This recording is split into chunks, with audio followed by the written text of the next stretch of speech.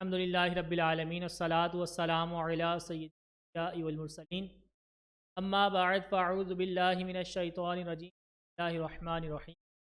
الصلاة والسلام علیک یا رسول اللہ وعلی آلک وصحابک یا حبیب اللہ الصلاة والسلام علیک یا رحمتا للعالمین وعلی آلک وصحابک یا خاتم النبیین۔ حمد و صلاۃ کے بعد حضور نبی کریم صلی اللہ تعالی علیہ وسلم پر درود پاک پڑھنے کے حوالے سے حدیث مبارکہ پیش خدمت ہے۔ حضور نبی کریم صلی اللہ تعالی علیہ وسلم نے فرمایا، جو مجھ پر 3 مرتبہ صبح اور 3 مرتبہ شام درود پاک پڑھے گا بروز محشر میں اس سے مصافحہ کروں گا۔ سبحان اللہ، بہت ہی آسان وظیفہ ہے۔ حضور سے شرف ملاقات حاصل کرنے کے لیے سید الانبیاء امام المرسلین سے صحافہ کرنا، ہاتھ ملانے کا بہت ہی آسان وظیفہ۔ یہ شخصیت اتنی بڑی عظیم ہستی ہیں اور آسان سا وظیفہ ہے کہ 3 مرتبہ صبح درود پاک پڑھنا ہے اور 3 مرتبہ شام درود پاک پڑھنا ہے، اور اس کی برکت یہ ہوگی، اس کا نتیجہ یہ ظاہر ہوگا کہ بروز محشر آپ کو حضور سے مصافحہ کی سعادت حاصل ہوگی۔ آئیے اصول برکت کے لیے 1 مرتبہ درود پاک پڑھ لیتے ہیں۔ صلو علی الحبیب قلبی کا یطیب صلی اللہ تعالی علی محمد۔ علماء کرام، سعادت عظام اور شان اسلام چینل کے ناظرین، آج ہم بات کریں گے بہت ہی اہم موضوع پر جو ہمارے معاشرے کی ضرورت بھی ہے۔ ایسی چیزیں کہ جو ہمارے معاشرے میں ہونی چاہیے اور کچھ ایسی چیزیں جو ہمارے معاشرے میں نہیں ہونی چاہیے، اس کے لحاظ سے ہم گفتگو کریں گے۔ اپنے سلسلے کو ہم آگے بڑھائیں اس سے پہلے انشاءاللہ ہم نعت رسول بھی سنیں گے۔ ہمارے ساتھ موجود ہیں محمد امین قادری صاحب، آئیے ان سے ہم سنتے ہیں کہ آج ہمارے لیے وہ کون سا کلام پیش کریں گے سرکار کی بارگاہ میں۔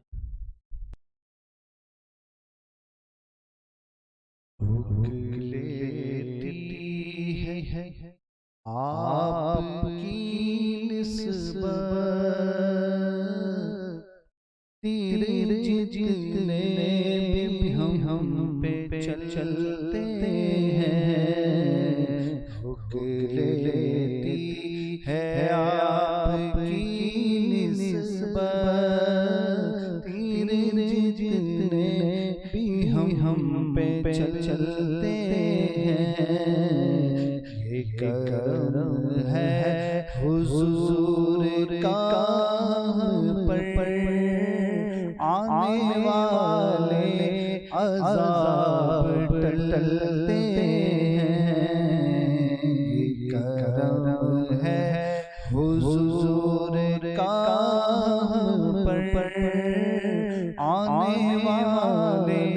عذاب ٹلتے ہیں۔ اور اب ہمیں کیا کوئی گرائے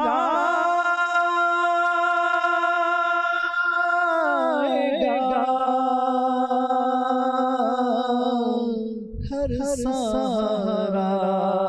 گلے لگائے گا۔ اب ہمیں کیا کوئی گرائے گا، ہر سہارا گلے لگائے گا۔ ہم نے خود کو گرا دیا ہے وہاں، ہم نے خود کو گرا دیا ہے وہاں، گرنے والے جہاں سنبھلتے ہیں۔ ہم نے خود کو گرا دیا ہے وہاں، گرنے والے جہاں سنبھلتے ہیں۔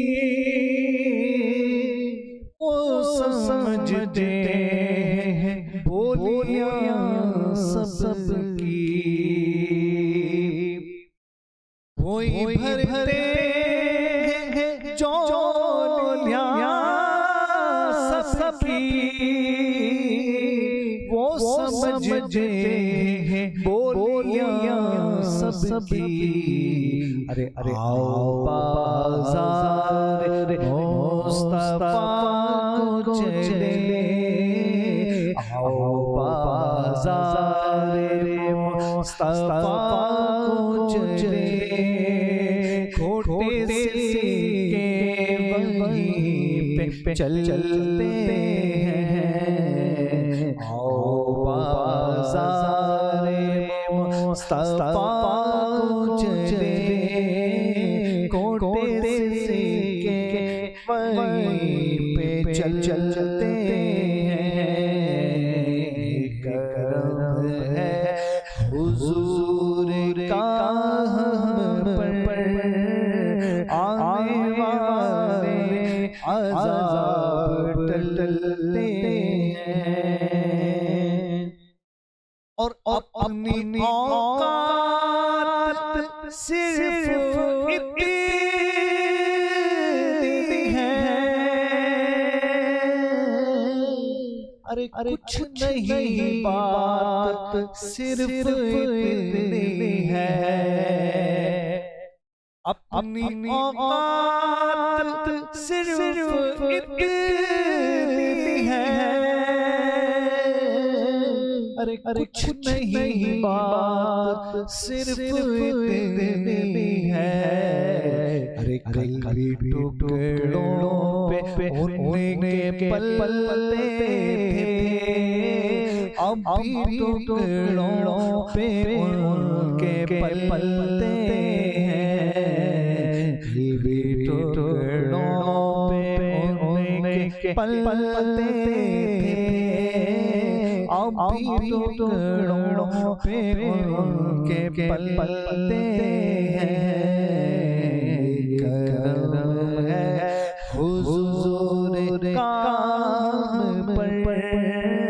آنے والے عذاب ٹلتے ہیں، روک لیتی ہے آپ کی نسبت تیرے جتنے بھی ہم پہ چلتے ہیں، کرم ہے حضور کا ہم پر، آنے والے عذاب ٹلتے ہیں۔ ماشاءاللہ سبحان اللہ، بہت ہی اچھی آواز میں نعت رسول مقبول صلی اللہ تعالیٰ علیہ وسلم تھے محمد امین قادری صاحب، اللہ تعالیٰ ان کی آواز میں برکت عطا فرمائے۔ آج میں آپ کے سامنے جس موضوع کو لے کر آیا ہوں وہ ہے کسی غریب کو، کسی بھوکے کو، کسی حاجت مند کو کھانا کھلانا۔ ہم کہیں نہ کہیں یہ ذہن رکھتے ضرور ہیں کہ کسی غریب کا پیٹ بھر دیا جائے، کسی بھوکے کو کھانا کھلا دیا جائے، کسی حاجت مند کی حاجت پوری کر دی جائے، یہ ہمارے ذہن میں یہ بات ہوتی ہے۔ ایک چھوٹا سا بچہ بھی ہو، یعنی کم سن کم عمر کا بچہ بھی ہو، تو اس کے ذہن میں بھی یہ چیز ہوتی ہے کہ حاجت مند کی حاجت جو ہے وہ پوری کر دی جائے، غریب کو کچھ نہ کچھ دے دیا جائے، بھوکے کو کچھ نہ کچھ کھلا دیا جائے۔ لیکن اس بات پر پہنچنے تک بہت دیر ہو جاتی ہے۔ میں اس بات کی وضاحت انشاءاللہ بھی کروں گا، اس سے پہلے میں حدیث پاک آپ کو سنانا چاہوں گا۔ کسی بھوکے کو کھانا کھلانا، اس کا ثواب کتنا ہے؟ حضور نبی کریم صلی اللہ تعالیٰ علیہ وسلم نے فرمایا، سب سے افضل صدقہ ہے بھوکے کو سیر کر کے کھانا کھلانا۔ اس کے علاوہ نبی کریم صلی اللہ تعالیٰ علیہ وسلم نے فرمایا کہ جس نے کسی بھوکے کو پیٹ بھر کر کھانا کھلایا تو اللہ تبارک تعالیٰ اسے جنت کے دروازوں میں سے ایک دروازے سے داخل فرمائے گا، جس سے اسی طرح کے لوگ، اس جیسے لوگ داخل کیے جائیں گے۔ اس حدیث سے معلوم ہوا کہ جو غریبوں کو، بھوکے کو، حاجت مند کی حاجت پوری کرے گا، بھوکے کو کھانا کھلائے گا، اس کے لیے ایک الگ سے جنت کی انٹری کا گیٹ ہوگا، یعنی اس دروازے سے جنت کے صرف وہی لوگ داخل ہوں گے جو دنیا میں کسی بھوکے کو کھانا کھلاتے ہوں۔ اسی طرح نبی کریم صلی اللہ تعالیٰ علیہ وسلم نے ایک اور حدیث میں ارشاد فرمایا، ایک صحابی رسول حضور کی بارگاہ میں حاضر ہوئے اور عرض کی یا رسول اللہ صلی اللہ تعالیٰ علیہ وسلم، مجھے جنت میں داخل ہونے کا کوئی عمل بتائیے، یا مجھے کوئی ایسا عمل بتائیے کہ جس کے ذریعے سے میں جنت میں داخل ہو جاؤں۔ نبی کریم صلی اللہ تعالیٰ علیہ وسلم نے فرمایا کہ تم نے چھوٹے سے سوال کے ذریعے بہت بڑا مسئلہ پوچھ لیا ہے، نہیں تم نے یہ چھوٹا سا سوال کیا ہے اور اس کے لیے اتنی بڑی آپ فرمائش کر رہے ہو کہ جنت میں داخلہ مل جائے۔ نبی کریم صلی اللہ تعالیٰ علیہ وسلم نے یہ فرمانے کے بعد آپ نے ارشاد فرمایا کہ کسی غلام کو آزاد کر دو، اگر یہ استطاعت نہیں رکھتے یعنی اس کی طاقت نہیں ہے تو کسی بھوکے کو کھانا کھلا دو یا کسی پیاسے کو پانی پلا دو، یعنی یہ 3 عمل آپ نے ارشاد فرمائے کہ کسی غلام کو آزاد کرنا جنت میں داخل کر دے گا، کسی بھوکے کو کھانا کھلانا جنت میں داخل کر دے گا، یا کسی پیاسے کو پانی پلانا بھی جنت میں داخل کروا دے گا۔ لیکن یہ بات یاد رکھیے کہ عمل اتنا ہی آسان ہے کہ آپ نے کسی بھوکے کو، کسی حاجت مند کو، کسی پیاسے کو پانی پلانا ہے، کھانا کھلانا ہے، اس کی حاجت پوری کرنی، چھوٹا سا عمل ہے، جنت کا داخلہ ہے، جنت کی بشارت ہے، جنت میں انٹری مل رہی ہے۔ لیکن یہاں پر غور طلب بات یہ ہے کہ جب تک کہ کوئی ہمارے سامنے اپنے ہاتھ نہ پھیلائے، اپنے بھوک کی شکایت نہ کرے، اپنے حاجت کی جو ہے ضرورت بیان نہ کرے، اس وقت تک ہم اپنے جیب سے، اپنے پاس سے کچھ نکال کے دینے کے لیے تیار نہیں ہو۔ یاد رکھیے جو نبی کریم صلی اللہ تعالیٰ علیہ وسلم نے فرمایا جو کسی مسلمان کی حاجت کو دور کرے گا، اللہ تبارک تعالیٰ اس کی قیامت کی 100 حاجتوں میں سے ایک کوئی حاجت جو ہے وہ دور فرما دے گا۔ نبی کریم صلی اللہ تعالیٰ علیہ وسلم کی حدیث مبارکہ آپ نے ارشاد فرمایا کہ جو کسی مسلمان کی پریشانی کو دور کرے گا تو اس کی پریشانی دور کرنا دنیا اور اس میں جو کچھ ہے وہ صدقہ کرنے سے بہتر ہے۔ تو نبی کریم صلی اللہ تعالیٰ علیہ وسلم نے ایک موقع پر ارشاد فرمایا کہ روز محشر رب تعالیٰ کی بارگاہ میں بندہ پیش کیا جائے گا، حاضر ہوگا، رب تعالیٰ اس سے پوچھے گا تو نے مجھے کھانا نہیں کھلایا، تو نے میری عیادت نہیں کی، تو نے مجھے پانی نہیں پلایا۔ بندہ عرض کرے گا باری تعالیٰ تو نے مجھ سے کھانا کب طلب کیا، اور تو کھانے سے تو پاک ہے، تجھے کیسے کھانا کھلاتا، تو بیمار ہونے سے پاک ہے، میں تیری عیادت کیسے کرتا،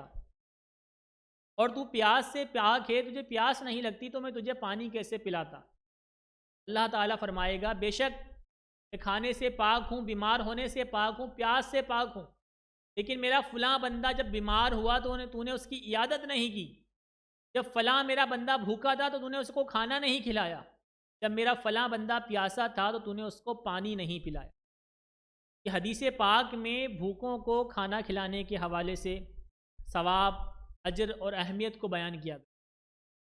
ہمارے معاشرے میں ہم یہ ذہن تو رکھتے ہیں، تصور تو رکھتے ہیں کہ بھوکے کو کھانا کھلانا ہے، بھوکے کی حاجت پوری کرنی ہے، غریب کی امداد کرنی، لیکن رمضان کا انتظار کرتے ہیں کہ رمضان میں ہی راشن تقسیم ہوں گے، رمضان میں ہی سحری افطاری کا اہتمام ہوگا، رمضان کے اندر ہی جو ہے سارے غریبوں کو ایک ساتھ جو ہے ان کی مدد کر دی جائے گی۔ کیا یہ پورے سال غریب نہیں رہتے؟ کیا پورے سال بھوکوں کو بھوک نہیں لگتی؟ کیا کوئی پورے سال بھوک کی وجہ سے مرتا نہیں ہے؟ ناظرین، ہمیں اس بات پر غور کرنا چاہیے کہ ہمارے اعتراف میں سے کون لوگ ہیں جو غریب و نادار ہیں۔ کہیں ایسا تو نہیں کہ کوئی بھوکا رات کا کھانا موجود نہ ہونے کی وجہ سے بھوک کے عالم میں ہی سو گیا؟ کوئی ہمارے اڑوس پڑوس میں آس پاس کوئی ایسا شخص تو نہیں کہ جس کے پاس صبح کا ناشتہ نہیں تھا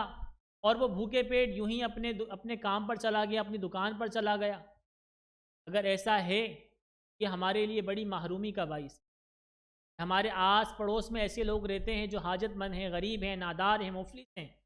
اور ہمیں ان کی خبر تک نہیں۔ جنت ہمارے قریب ہے اور ہم جنت کے طلبگار نہیں۔ ہمیں اسے کھانا پیش کرنا ہے، ہمیں اس کی حاجت دور کرنی ہے، ہم نے اس کی حاجت روائی کرنی ہے اور جنت میں داخلے کا ٹکٹ لے لینا ہے، لیکن ہم بے خبر ہو کے بیٹھے ہیں۔ اور یاد رکھیے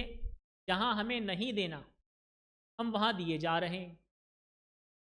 تو نبی کریم صلی اللہ تعالیٰ علیہ وسلم نے جتنے بھی یہ احادیث میں فضائل بیان کیے ہیں یہ ان لوگوں کے لیے ہیں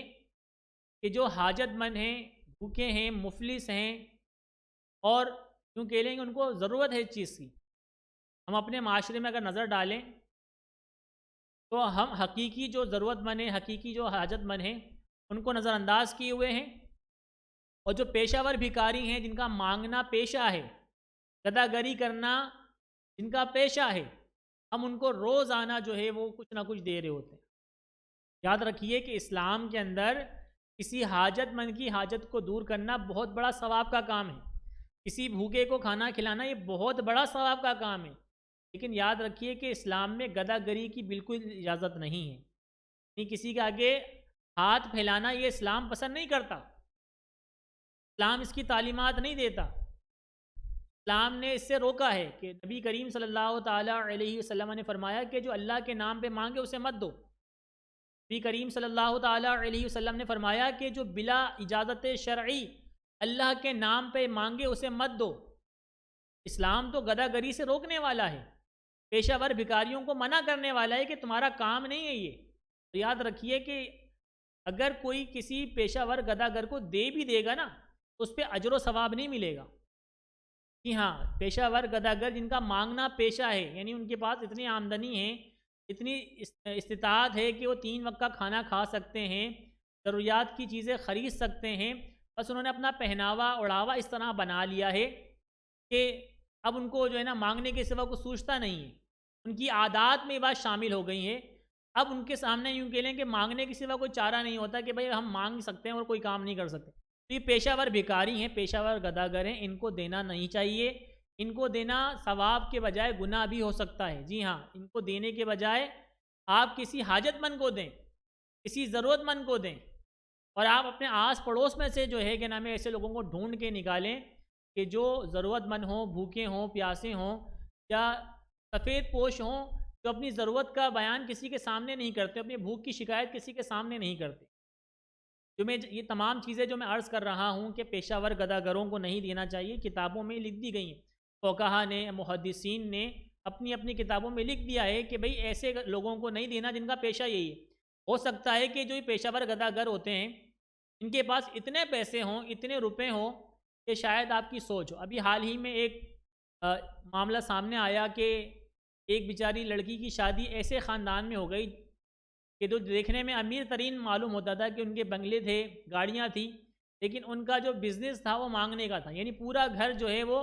صبح کے وقت جو ہے نا وہ ٹپ ٹاپ کپڑے پہن کے نکلتے، اور پھر اس کے بعد وہ کسی جگہ پہ جا کے اپنے لباس کو چینج کرتے اور پیشہ ور بھکاریوں والا لباس پہن کر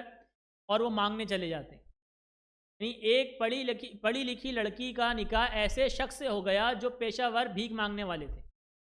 فیلحال جب اس لڑکی کو پتہ لگا کہ میرا نکاح ایسے خاندان میں ہو گیا ہے، فیلحال اس نے وہاں سے اپنے آپ کو نکالا، بڑا معاملہ میڈیا پہ بھی چلا تھا۔ اس طرح اور بھی نہ جانے سینکڑوں واقعات، اور ابھی ماہ رمضان دیکھیں آپ کے سامنے چل رہا ہے، اور اس میں آپ دیکھتے ہوں گے کہ روز نئے نئے چہرے لے کر لوگ بھیک مانگنے کے لیے آ جاتے ہیں، اور اس میں اکثریت ایسے بھی ہوں گے کہ جو مسلمان نہیں ہوں۔ اچھا، مسلمانوں کی بھی مدد کرنی ہے، مسلمانوں کے علاوہ بھی مدد کر سکتے ہیں، حرج نہیں ہے۔ جو ضرورت مند ہے، جو حاجت مند ہے، جو بھوکا ہے، آپ اس میں کوئی مسئلہ نہیں کہ مسلمان ہے یا غیر مسلمان ہے، لیکن جو پیشہ ور گداگر ہے اسے چاہے وہ مسلمان کیوں نہ ہو اسے نہیں دیا جائے گا۔ اور جب یہ جو پیشہ ور گداگر آ رہے ہیں، ہمارے شہروں میں داخل ہو رہے ہیں، اور ہم سے ہماری زکوٰۃ، ہمارے واجبات، فطرات، صدقات وغیرہ لے کے جا رہے ہیں، تو یہ ہماری صدقات کو بھی ضائع کر رہے ہیں کہ یہ تو زکوٰۃ کے مستحق ہی نہیں ہے، یہ تو جو ہے نا صدقات کے مستحق ہی نہیں ہے، اور وہ جو مستحق افراد ہیں، مستحق زکوٰۃ ہیں، ان کا حق بھی یہ لے کے جا رہے ہیں۔ ہم نے اپنی زکوٰۃ، اپنا فطرہ، اپنے صدقات و واجبات سارے ان کو دے دیے، تو جو ہمارے شہر کے جو رہنے والے مستحق افراد ہیں، جو زکوٰۃ کے مستحق تھے، صدقات کے مستحق تھے، وہ اس سے محروم ہو گئے۔ جب بھی آپ کسی کی مدد کرنے کا ذہن بنائیں تو پہلے تو آپ یہ دیکھیں کہ واقعی مستحق ہے کہ نہیں، اور کوشش یہ کیا کریں کہ آپ کسی انجان بندے کو دینے سے پہلے اس سے بہتر ہے کہ آپ کسی ایسے بندے کو تلاش کریں کہ جسے آپ جانتے ہوں، پرکھتے ہوں۔ آپ کے آس پڑوس میں ایسے بے شمار لوگ نکل آئیں گے جو اپنا سوال کسی کے سامنے پیش نہیں کرتے، اپنی بھوک کا رونا کسی کے آگے نہیں گاتے، اپنے بھوک کی شکایت کسی سے نہیں کرتے، لیکن وہ ہوتے ضرورت مند ہیں۔ آپ تھوڑی سی تحقیق کریں گے، تھوڑی سی نظر دوڑائیں گے تو آپ کو ایسے لوگ نظر آنا شروع۔ اچھا، ماہ رمضان کا مہینہ جلوہ افروز ہے، اور ماہ رمضان کے مہینے میں بھوکوں کو کھانا کھلانے کے حوالے سے جب بات کی جاتی ہے تو اس میں افطاری کروانا بھی شامل ہوتا ہے۔ یعنی افطاری کروانا ہے، بھئی افطاری کا اہتمام کرنا ہے۔ مسجدوں میں بڑے بڑے دسترخوان لگائے جاتے ہیں، اور سڑکوں پر، پارکوں میں اور دیگر مقامات پر بھی اس کا بڑا اہتمام کیا جاتا ہے کہ بھئی افطار پارٹی ہو رہی ہے۔ باقاعدہ ہالس بک کیے جاتے ہیں، ایک دوسرے کو دعوت دی جاتی ہے کہ بھئی افطار کروانا یہ ثواب کا کام ہے۔ یقیناً یہ اچھی بات ہے، لیکن ہر چیز اپنے دائرے میں اچھی لگتی ہے۔ یعنی یہ افطار پارٹی اگر یہ شریعت کے دائرے میں ہے تو یہ بہت اچھی بات ہے، ثواب کا کام ہے۔ لیکن اس میں ہم یہ دیکھتے ہیں کہ جہاں یہ افطار پارٹیاں ہو رہی ہوتی ہیں، جو لوگ مدعو کیے جاتے ہیں، دعوت دیے جاتے ہیں، انوائٹ کیے جاتے ہیں، ان میں اکثر تو ہوتے ہیں وہ روزہ دار ہی نہیں ہوتے، یعنی جنہوں نے روزہ ہی نہیں رکھا ہوتا۔ اب وہ روزہ افطار کرنے کے لیے جب آ رہے ہیں، ان کا روزہ ہی نہیں ہے، اور وہ بھرے ہوئے پیٹ لے کر آ رہے ہیں، دن میں انہوں نے کچھ اچھا کھایا ہوتا ہے، اور پھر وہ افطار پارٹی میں بھی آ کے وہ اچھے کھانے کی امید لے کر آ رہے ہوتے ہیں، پھر ایسوں کو کھلانا کہاں سے ثواب ہوگا؟ آپ نے تو کھلانے کی نیت کی تھی ثواب کے لیے کہ میں روزہ افطار کرواؤں گا روزہ داروں کو۔ اب آپ نے جن لوگوں کو انوائٹ کر دیا، جن لوگوں کو مدعو کیا ہے، تو روزہ دار ہے ہی نہیں، انہوں نے روزے رکھے ہی نہیں۔ یہ تو وہ لوگ ہیں جو روزہ خور ہیں، جو روزہ کھا جانے والے لوگ ہیں، اور آپ ان کو مدعو کر کے، انوائٹ کر کے بڑے بڑے ہالس بک کرتے ہیں، پارک میں اہتمام کرتے ہیں۔ لہٰذا تھوڑا غور کرنا چاہیے کہ جہاں روزہ دار موجود ہیں ان کو جو ہے روزہ افطار کروا جائے۔ اس میں مستحق اور غیر مستحق کا سوال نہیں پڑتا۔ حدیث پاک میں جہاں بھی روزہ افطار کروانے کے حوالے سے بات کی جائے گی، وہاں مستحق اور غیر مستحق کا کوئی معاملہ نہیں ہے۔ آپ کسی غیر مستحق کو، یعنی امیر ترین آدمی کو، ہو روزہ دار، اگر کسی امیر ترین آدمی کو بھی اگر آپ روزہ افطار کروا دیتے ہیں، ایک کھجور یا ایک گلاس پانی سے یا ایک گلاس دودھ سے آپ اس کو روزہ افطار کروا دیتے ہیں، آپ کو وہی ثواب دیا جائے گا جو ایک مستحق افراد کو روزہ افطار کروانے کا ثواب ملتا۔ تو افطار کروانے میں خیر مستحق اور غیر مستحق کا کوئی معاملہ نہیں ہے، اس میں بس یہ دیکھا جائے کہ آپ جسے روزہ افطار کروانے کا اہتمام کر رہے ہیں، آیا کہ اس کا روزہ ہے یا نہیں، وہ روزہ رکھتا ہے کہ نہیں۔ اچھا، ہو سکتا ہے کہ کسی کے ذہن میں وہ سوال یہ آئے کہ کیا ہم انٹری سے پہلے پوچھیں بھئی کہ آپ نے روزہ رکھا ہے یا نہیں رکھا؟ آپ ماشاءاللہ سمجھدار ہیں ناظرین، اس میں پوچھنے کی حاجت نہیں ہے، بلکہ آپ کو ہی پتہ ہونا چاہیے کہ کون روزوں سے لگاؤ رکھتا ہے، کون روزہ رکھنے کا ذہن رکھتا ہے۔ آپ انہی لوگوں کو انوائٹ کیجئے، اور ضروری نہیں ہے کہ افطار پارٹی ہی کیجئے، آپ ضروری نہیں ہے کہ روزہ افطار کروانے کے لیے کوئی بڑا اہتمام ہی کیجئے۔ آپ کسی مسجد میں، کسی مدرسے میں، کسی غریب جگہ پر آپ کچھ افطاری کا سامان بھجوا دیں، کسی غریب کے گھر میں ہی کچھ فروٹ خرید کر بھجوا دیں کہ بھئی آپ اپنے بچوں کو افطار کروا دیجیے گا، انشاءاللہ اس سے بھی آپ کو ثواب بھی ملے گا۔ اور اگر اس غریب گھرانے میں کسی نے روزہ نہ بھی رکھا ہو، کسی غریب گھرانے میں اگر اس وقت کسی نے روزہ نہ بھی رکھا ہو، لیکن آپ یقین جانیں کہ آپ کی جو فروٹ کی تھیلی، آپ کی جو اشیاء خورد و نوش کی تھیلی اس گھر میں جب پہنچے گی، تو اس گھر میں جو ہر فرد کے دل میں جو خوشی داخل ہوگی، اس کا آپ کو اندازہ نہیں ہے۔ تو یہ ڈبل نیکی ہے کہ دل خوش کرنا مسلمان کا، اس پر بھی عمل ہو جائے گا، اور ساتھ ہی ساتھ یہ کہ اگر وہ روزہ افطار اس سے کر لیں گے تو انشاءاللہ آپ کے نامہ اعمال میں گیلیں کہ روزہ افطار کروانے کا ثواب بھی لکھا جائے۔ اللہ تعالی ہم سب کو روزہ افطار کروانے، بھوکوں کو کھانا کھلانے اور حاجت مندوں کی حاجت پوری کرنے کا ذہن عطا فرمائے، اور یہ وہ توفیق ہے کہ جسے اللہ پسند فرماتا ہے اسے عطا فرماتا ہے۔ جی ہاں، اللہ نے سب کو نوازا ہوا ہے، سب کو دیا ہوا ہے، بے شمار دیا ہوا ہے، لیکن ایسے بہت کم لوگ ہوتے ہیں جو غریبوں پہ خرچ کرتے ہیں۔ جی ہاں، ایسے بہت کم لوگ ملیں گے آپ کو، اور یہ اللہ کی توفیق سے ہے۔ اللہ جسے توفیق دیتا ہے وہی غریبوں پہ خرچ کرتا ہے، وہی مفلسوں کی مدد کرتا ہے، وہی ناداروں سے محبت کرتا ہے۔ اگر آپ کا ذہن بن رہا ہے کہ آپ غریبوں کی امداد کریں تو سمجھیں اللہ نے آپ کو چن لیا ہے، اللہ نے آپ کا انتخاب کر لیا ہے۔ اگر آپ کا ذہن بن رہا ہے کہ کسی بھوکے کو تلاش کر کے کھانا کھلایا جائے، بالکل اللہ تعالیٰ نے آپ کو اس کے لیے منتخب کر لیا ہے، اور اس سے آپ دیر نہ کریں، اپنے آس پڑوس میں تلاش کریں اور بھوکوں کو کھانا کھلائیں، پیاسوں کو پانی پلائیں اور حاجت مندوں کی حاجت پوری کریں۔ اللہ تعالیٰ ہم سب کو عمل کرنے کی توفیق عطا فرمائیں۔ اس سلسلے کو آگے بڑھاتے ہیں، مناجات اور دعا کی طرف لے کے جاتے ہیں۔ دعا کے آداب بتائے تھے آپ کو کہ دعا جب بھی کریں تو ہاتھوں کی ہتھیلیاں جو ہے وہ آسمان کی طرف ہوں۔ 3 صورتیں ہیں، یا تو کندھوں کی سیدھ میں رہے، سینے کی سیدھ میں رہے، یا اتنے بلند ہو جائیں کہ بغل کی سفیدی نظر آ جائے۔ یہ ضروری نہیں ہے کہ آپ یہ تینوں جو حالتیں ہیں یہ آپ ایک وقت میں کر لیں یا ایک ہی وقت میں جو آپ نے حالت اختیار کر لی ہے اسی حالت میں آپ قائم رہیں، بلکہ دعا کے وہ انداز ہیں جو آپ دعا کے دوران ہی مختلف انداز اختیار کر سکتے ہیں۔ اگر آپ نے دعا شروع کری تو آپ نے اس انداز میں دعا شروع کی، اب دعا چل رہی ہے تو آپ اس کو یوں ہی بلند کر لیں، اور مزید اگر پورے اخلاص ہونا آپ کا ذہن بن گیا ہے، اللہ سے مزید توجہ لگ گئی ہے، تو پھر آپ اور مزید ہاتھ بلند کر لیں، یعنی جہاں آپ کا ذہن ٹھہراؤ کرے آپ وہ انداز اختیار کر سکتے ہیں، اس میں کوئی حرج نہیں۔ یہ آداب ہیں، سنت بھی کہہ سکتے ہیں اس کو، دعا کے آداب بھی ہیں، اور نظر نیچے رکھیں اور آسمان کی طرف دیکھیں گے تو آنکھیں کمزور ہو جانے کا۔ الحمدللہ رب العالمین، والصلاة والسلام علی سید الانبیاء والمرسلین، اما بعد فاعوذ باللہ من الشیطان الرجیم، بسم اللہ الرحمن الرحیم، جزا اللہ عنا سیدنا مولانا محمد صلی اللہ تعالی علیہ وسلم ما ہوا اللہم صلی علی سیدنا مولانا محمد معدن الجود والکرم وآلہ وبارک وسلم۔ اللہم ربنا آتنا فی الدنیا حسنة وفی الآخرة حسنة وقنا عذاب النار وقنا عذاب القبر وقنا عذاب الحشر وقنا عذاب السقرات وقنا حساب الميزان اللهم اجرنا من النار اللهم اجرنا من النار اللهم اجرنا من الشيطان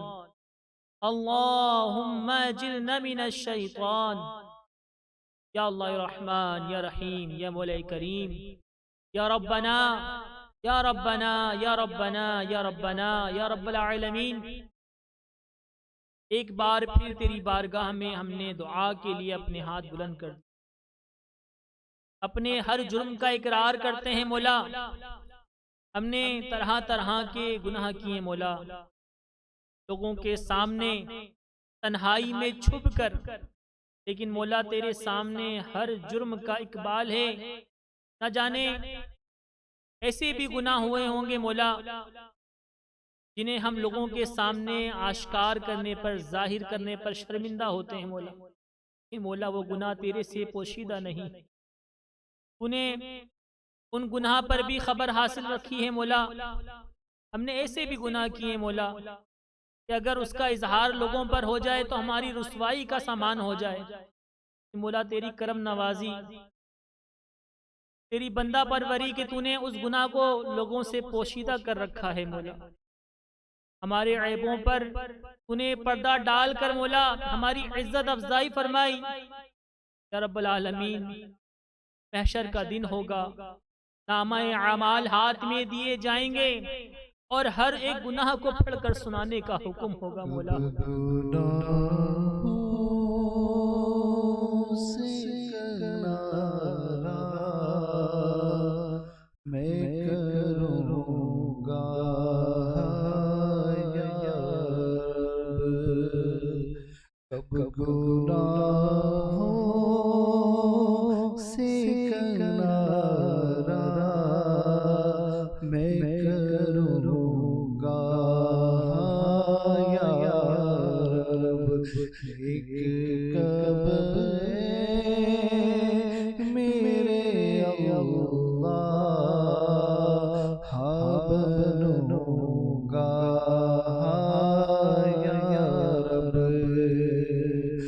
کب گناہوں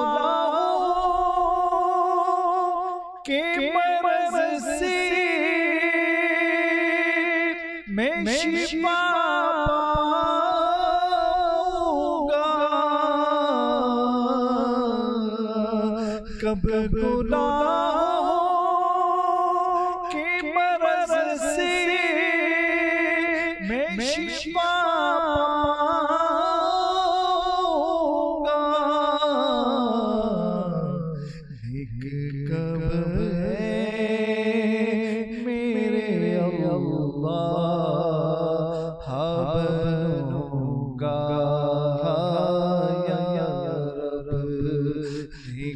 کب میرے اللہ بنوں گا یا رب۔ رب العالمین اس مجمع محشر کے اندر مولا سبھی لوگ جاننے والے ہوں گے، کوئی ہمارا رشتہ دار ہوگا، کوئی احباب ہوگا یا رب العالمین کوئی عزیز دوست ہوگا یا رب العالمین ہر ایک کے سامنے اپنے نامۂ اعمال میں سے اپنے اعمال کو پڑھ کر سنانا، ہر ایک ایک گناہ کا تذکرہ کرنا، ہر ایک کی غیبت کے بارے میں بتانا، مولا کس قدر رسوائی ہوگی، جھوٹ کا تذکرہ بھی ہوگا یا رب العالمین، دھوکہ بازی یا رب العالمین، چغل خوری کرنا، غیبتوں کا سلسلہ یا رب العالمین سب کچھ پڑھ کر سنانا پڑے گا یا رب العالمین۔ میدان محشر میں ہمارے وہ عیب بھی کھلیں گے رب العالمین جو دنیا میں کوئی نہیں جانتا۔ رب العالمین آج ہم بڑے نیک اور اچھے پارسا بن کے گھومتے ہیں، ہمیں سب سلام کرتے ہیں مولا، نیکوکار سمجھتے ہیں، لیکن میدان محشر میں مولا وہ اعمال بھی پڑھ کے سنائے جائیں گے مولا جن کا تعلق ہماری ذات سے ہے، ہمارے علاوہ کوئی نہیں جانتا۔ مولا کیسی رسوائی ہوگی، خاندان کے افراد بھی ہوں گے، اہل محلہ، رشتہ دار، عزیز و قریب، نہ جانے کون کون جان پہچان والا مولا، مولا اس وقت کیسی رسوائی ہوگی، مولا بخش دے، مولا کرم کر دے یا رب العالمین۔ میدان محشر کی ذلت سے بچا لے، میدان محشر کی رسوائی سے بچا لے مولا۔ ماہ رمضان کی مقدس ساعتوں کا واسطہ تیری بارگاہ میں پیش کرتے ہیں مولا، مولا دنیا کی رسوائی تو کچھ بھی نہیں مولا، آخرت کی رسوائی بڑی خطرناک ہے مولا۔ صرف رسوائی نہیں مولا، عذابات کا سلسلہ ہوگا یا رب العالمین۔ سورج 1.25 میل پر تانبے کی دہکتی ہوئی زمین پر مولا اپنے ان اعمال کا حساب دینا آسان نہیں ہوگا، کرم کر دے مولا، بخش دے۔ میرا عمل بس میدان محشر کا عذاب نہیں مولا، پلے صراط پر بھی چل کر جانا ہوگا یا رب العالمین۔ جہنم کی پیٹھ پر بچھایا جائے گا یہ پل، بال سے زیادہ باریک، تلوار سے بھی زیادہ تیز ہوگا مولا۔ ہر ایک گناہگار کو اس پل سے گزرنا ہے مولا، گناہوں کا بوجھ بہت زیادہ ہے رب العالمین۔ گناہگار اس پل سے گزرتے ہوئے کٹ کٹ کے جہنم میں گریں گے رب العالمین۔ اس گناہوں کے بوجھ کو ہلکا کر دے مولا، گناہ معاف فرما دے رب العالمین، پل صراط پہ آسانی عطا فرما دے یا رب العالمین۔ آسانی کے ساتھ پل صراط سے گزرنے والوں میں ہمارا نام بھی داخل فرما دے یا رب العالمین۔ پل صراط پر وہی گزر سکے گا جسے مصطفیٰ کریم کی نظر عنایت ملے گی، رب سلم کہنے والوں کی صدائیں ملیں گی یا رب العالمین۔ ہم گناہگاروں کو بھی اس میں شامل فرما دے مولا، تو راضی ہو جا، گناہ معاف کر دے، گناہوں کا بوجھ ہم سے اتار دے مولا، یہ گناہ معاف کر دے مولا، ایسی پکی اور سچی توبہ نصیب فرما دے مولا کہ آئندہ گناہ کی طرف پلٹے ہی نہ یا رب العالمین۔ تو راضی ہو جا، ہمیشہ کے لیے ہم سے راضی ہو جا، صدا کے لیے راضی ہو جا، ایسا راضی ہو جا کہ کبھی ہم سے ناراض نہ ہو، اپنے محبوب کے صدقے ہم سے راضی ہو جا یا رب العالمین۔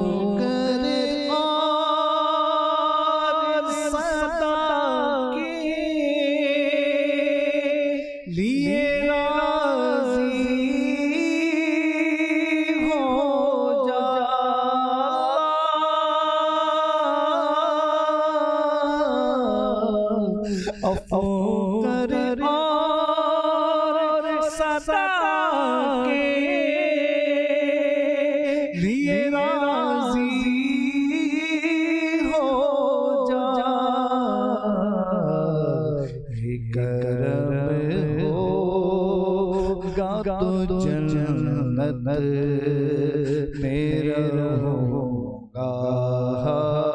یا رب،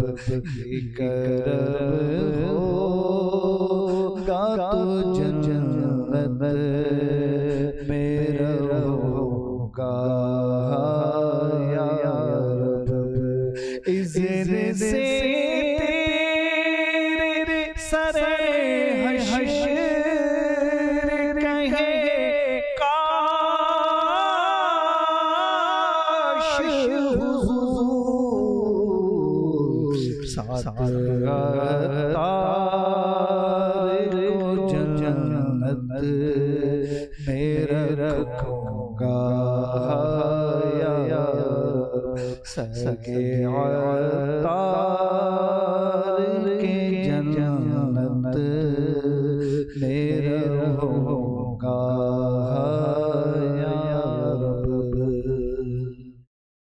العالمین تیری رضا حاصل ہو جائے، تیرے محبوب کی رضا حاصل ہو جائے مولا،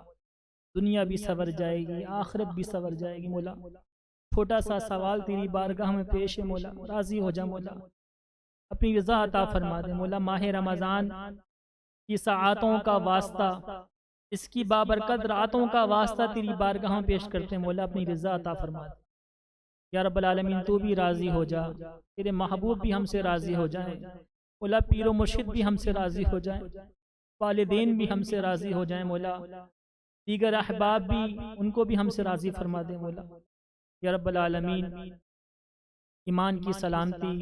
عطا فرما، قبر سے محفوظ عطا فرما۔ مسلمان ہے تار تیری عطا سے، مسلمان ہے تار تیری عطا سے، مسلمان ہے سب بھی تیری عطا سے، ہوئی ایمان پر خاتمہ یا الہی، ہوئی ایمان پر خاتمہ یا الہی، ہوئی ایمان پر خاتمہ یا الہی، ایمان پر خاتمہ یا الہی۔ یا رب العالمین عذاب قبر سے، عذاب حشر سے، یا رب العالمین عذاب جہنم سے محفوظ فرما دے یا رب العالمین۔ پریشان حالوں کی پریشانیاں دور فرما دے مولا، امت بڑی پریشان ہے یا رب العالمین۔ کوئی بے روزگار ہے یا رب العالمین، کوئی کاروبار کی وجہ سے پریشان ہے مولا، کوئی قرضدار ہے، کوئی تنگ دست ہے مولا، تیرے محبوب کی امت بڑی آزمائشوں میں ہے، سب پر کرم کر دے مولا، سب کے لیے آسانیاں کر دے۔ جن کے کاروبار کا مسئلہ ہے مولا، ان کے کاروبار کا مسئلہ دور فرما دے، جن کی بے روزگاری ہے مولا، ان کو روزگار عطا کر دے یا رب العالمین۔ جو تنگ دست ہیں ان کو فراغ دستی عطا فرما دے، جو قرضوں میں دبے ہیں مولا، ان کو قرضوں سے نجات عطا کر دے یا رب العالمین۔ جو صاحب روزگار ہیں ان کے رزق حلال میں خیر و برکت عطا فرما دے یا رب العالمین۔ ان کو حاسدین کے حسد سے، شریروں کے شر سے، نظر بد سے محفوظ فرما دے مولا، وسعت عطا فرما، ان کی رزق میں برکت عطا فرما یا رب العالمین۔ اپنے دیے ہوئے رزق میں سے یا رب العالمین نیک کاموں میں خرچ کرنے کی بھی توفیق عطا فرما، بھوکوں کو کھانا کھلانے، حاجت مندوں کی حاجت دور کرنے کی، حاجت پوری کرنے کی توفیق عطا فرما یا رب العالمین۔ بالخصوص ماہ رمضان کا پہلا عشرہ ہم سے رخصت ہوا جاتا ہے مولا، اس کی چند ساعتیں رہ گئی ہیں یا رب العالمین، ان قریب ماہ رمضان کا دوسرا عشرہ شروع ہو جائے گا۔ ہم نے وہ نیکیاں نہیں کی جو نیکوکار کر کے گزر چکے مولا، تراویح، تلاوت قرآن کریم یا رب العالمین، یہ وہ عبادات ہے جو نیکوکار کے حصے میں آ گئے یا رب العالمین۔ ہم تو گنہگار بندے ہیں، صحیح سے عبادت کرنا بھی نہیں آتا ہمیں یا رب العالمین۔ ہم نہ تو اپنی عبادات کا واسطہ تیری بارگاہ میں پیش کر سکتے ہیں، نہ ہی اپنے اخلاص کا یا رب العالمین۔ اس ماہ رمضان کو ہم سے راضی فرما دے یا رب العالمین، تو بھی راضی ہو جا۔ بالخصوص یا رب العالمین ماہ رمضان نے مدینہ عطا فرما، حج بیت اللہ کی سعادتیں عطا فرما، بار بار پیارا پیارا کعبہ اور میٹھا میٹھا مدینہ دکھا یا رب العالمین۔ حاضرین میں، ناظرین میں جس کی جو تمنائیں ہیں، حاجتیں ہیں، مرادیں ہیں، تو سب کے دلوں کے حال کو بہتر جانتا ہے مولا، سب کی تمنائیں، حاجتیں، مرادیں پوری عطا فرما یا رب العالمین۔ جو مانگ سکیں وہ بھی عطا فرما، جو نہ مانگ سکیں ہمارے حق میں بہتر ہمیں عطا فرما، جو ہمارے حق میں بہتر نہیں مولا، تو ہر چیز پر قادر ہے، ان اللہ علی کل شیء قدیر، اسے ہمارے حق میں بہتر کر کے ہمیں عطا فرما۔ آمین آمین بجاہ النبی الامین صلی اللہ تعالی علیہ وسلم، صلی اللہ تعالی علی خیر خلقہ نور عرشہ محمد وعلی آلہ وصحبہ اجمعین برحمتک یا ارحم الراحمین بحق لا الہ الا اللہ محمد۔